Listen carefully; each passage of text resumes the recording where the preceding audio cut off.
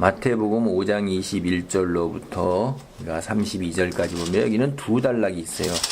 처음에는 21절부터 26절까지는 이제 화를 내지 말라 하는 얘기고 27절부터 32절까지는 간음하지 말라 하는 얘기예요.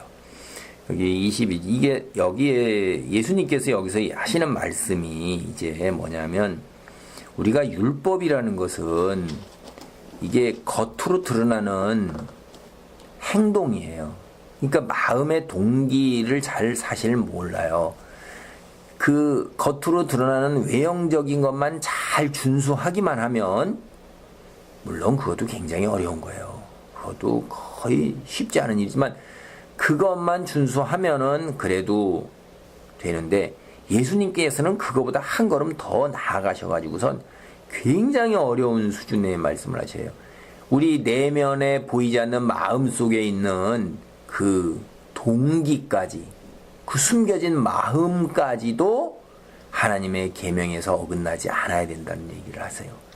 이건 거의 불가능한 얘기예요. 인간은 겉으로 드러나는 것 이런 것 참 어려운데 그래 그 겉으로 드러나는 행동에서 동기가 그 속마음을 숨기고 있다 그러면 그것이 죄라고 하는 거예요. 그리고 행동으로는 전혀 안 드러났는데도 마음으로 벌써 그렇게 계명 하나님 말씀에 어긋나 있으면 그게 죄라고 그러는 거예요. 21절 보겠습니다. 옛사람에게 말한 바 살인하지 말라. 누구든지 살인하면 심판을 받게 되리라 하였다는 것을 너희가 들었으나 옛사람이 뭐냐면 우리 조상들이나 선조죠. 이 믿음의 선조 이스라엘 민족이 출애굽했을 때 당시 10계명에 보면 살인하지 말라 하는 거예요. 22절 나는 너희에게 이르노니 형제에게 노하는 자마다 심판을 받게 되고 형제에 대하여 라가라 하는 자는 공회에 잡혀가게 되고 미련한 놈이라는 자는 지옥불에 들어가게 되리라. 이게 뭐냐면 동기를 얘기하는 거예요. 그러니까 형제에게 화를 내는 자는 심판을 받는 거죠. 그리고 형제에서 욕을 하는 자, 바보다, 멍청이다, 자기 마음에 들지가 않는 거예요. 이런 자는 공회에 잡혀가서 어떻게 심판을 받게 되죠. 미련한 놈이다.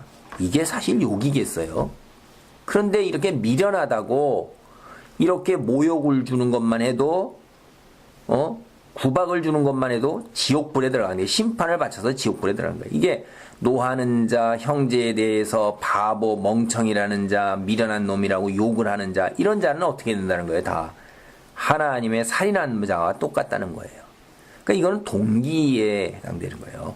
우리가 사람을 외형적으로 누구의 목숨을 빼앗는 것뿐만 아니라 그 사람이 심적 고통을 받아서 벌써 어떻게 된 거예요? 어려움에 처하는 것. 그 사람을 미워하고 증오하고 그 사람을 무시하고 조롱하는 것. 이게 인격적 살인이라는 거예요. 이게 벌써 그 사람 자체가 인격적으로 살인을 당한 거나 똑같은 상태니까 그러므로 예물을 제단에 드리려다가 거기서 내 형제에게 원망 들을 만한 일이 있는 것이 생각나거든. 예물을 제단 앞에 두고 먼저 가서 형제와 화목하고 구해 와서 예물을 드리라. 이 하나님께서요. 우리가 이게 예전에 밀양이라는 영화가 있었는데 그 하나님께 내가 용서받았으니까 회개했으니까 사람이 찾아와서 내가 너를 용서한다고 할 때 난 너하고 상관없어 이렇게 얘기하는 거 있잖아요. 이 영화를 만든 사람이 얼마나 무지한 사람인가 기독교에 대해서 정말로 모르는 사람이라는 거예요. 이게 뭐냐면 여기 보세요. 먼저 누구에게 이 일을 갖다가 바로 잡으라고 그러죠? 사람 사이에서 바로 잡고 그 다음에 하나님께 와서 회개하라는 얘기예요. 자기가 회개한 걸로 끝나는 게 아니에요. 여기 성경을 또 다 읽어보면 회개라는 것은 자기가 이 세상에서 있었던 일들, 사람 사이에서 벌어진 일들에 대한 자기가 할 수 있는 범위 내에서의 최대한을 다해서 회복시켜야 되는 거예요. 근데 밀양이라는 그 영화를 만든 사람은 그 어떻게 그렇게 대사를 쓰는지 몰라요. 기독교를 폄하하거나 기독교를 대적하는 거죠. 만일 그 사람이 찾아와서 이렇게 내가 너를 용서한다 이렇게 했었을 때 그 안에 있는 죄수된 자는 정말로 제가 죽을 죄를 졌습니다. 잘못을 빕니다. 제가 나가서 용서를 구해야 되는데 이렇게 갇혀서 그렇게 하지 못하고 있는 거를 정말 죄송합니다. 그렇게 하고 수감을 해서 형기가 끝나도 밖에 나가서 그 용서를 다시 또 구해야 되고 그걸 어떻게든지 자기가 어떻게 하겠어요. 인간으로서 할 수 있는 일을 다 하고 물론 하나님께는 당연히 또 회개를 받아야 되는 거죠. 그렇게 돼야 되는 거지 하나님께 내가 다 회개받았으니까 너하고 상관없네. 이거는 성경을 정말 모르는 거고 기독교도 그렇게 가르치지 않아요. 근데 기독교를 마치 그런 것처럼 이야기하는 것도 여기 성경 당장 보세요. 25절도 보세요. 너를 고발하는 자와 함께 길에 있을 때 급히 사와라. 그 고발하는 자가 너를 재판관에게 내어주고 재판관이 옥리에게 내어주어 옥에 가둘까 염려하라. 진실로 내게 이르노니 내가 한 푼이라도 남김이 없이 다 갚기 전에는 결코 거기서 나오지 못하리라. 하나님께 마찬가지인 거예요. 그러니까 인간 사이에서 먼저 해결을 하고 그 다음에 하나님 앞에 와서 회복을 시켜야 되는 거예요.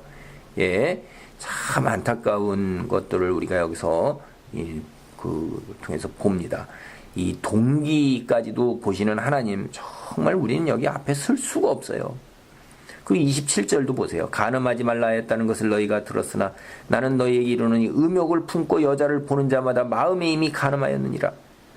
이건 실제 행동으로서 그렇게 한 것, 그것이 당연히 죄죠. 그거 들었다 하는 것은 옛날에 이미 벌써 여기에 보면 우리가 다 그렇게 되잖아요. 이게 보면 레위기 20장 5절에 보면 내가 그 사람과 그의 건속에게 진노하여 그와 그를 본받아 몰렉을 음란하게 섬기는 모든 사람을 그들의 백성 중에서 끊으리라. 죽는 거예요. 이거 하나님께서 치십니다. 이게 이방 민족들은 그 신을 섬길 때 그걸 음란하게 섬겼어요. 그냥 그 신 자체 섬기고 제사하는 게 아니라 술 먹고 음란하게 난잡하게 이렇게 축제같이 하는 게 이게 다 음란과 연관돼 있어 그렇게 있는 거예요. 10절에 뭐냐면 누구든지 남의 아내와 간음하는 자 곧 그의 이웃의 아내와 간음하는 자는 그 간부와 음부를 반드시 죽일지니라. 이렇게 해가지고선 하나님께서 뭐라고 그러세요. 23절 보면 너희는 내가 너희 앞에 쫓아내는 족속의 풍속을 따르지 말라. 그들이 이 모든 일을 행함으로 내가 그들을 가증히 여기니라.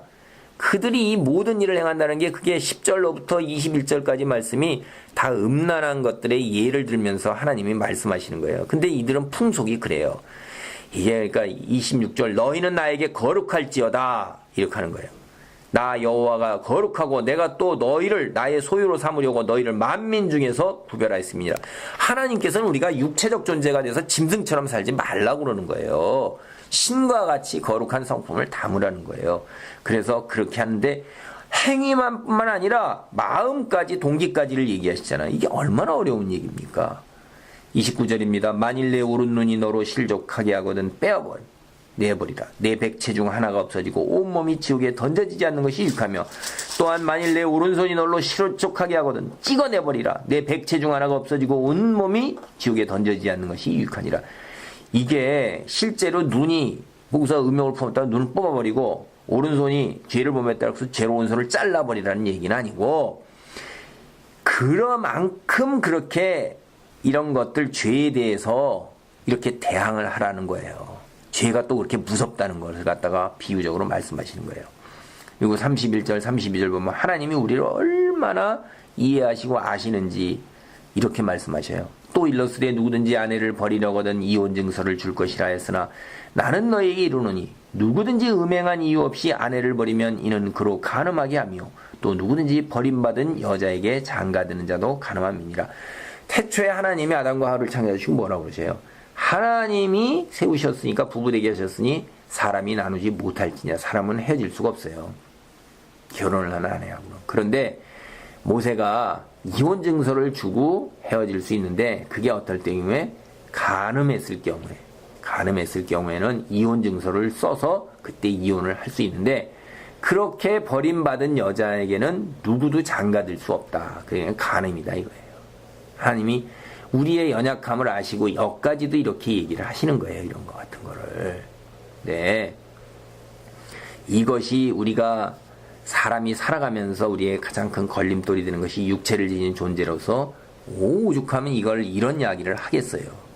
이것이 바로 그 육체된 존재로서 짐승된 존재 되기가 굉장히 쉬운 일 중에 하나가 간음이요. 또 하나는 그 분노하고 화내고 육체의 따라서 그렇게 가는 일들이에요.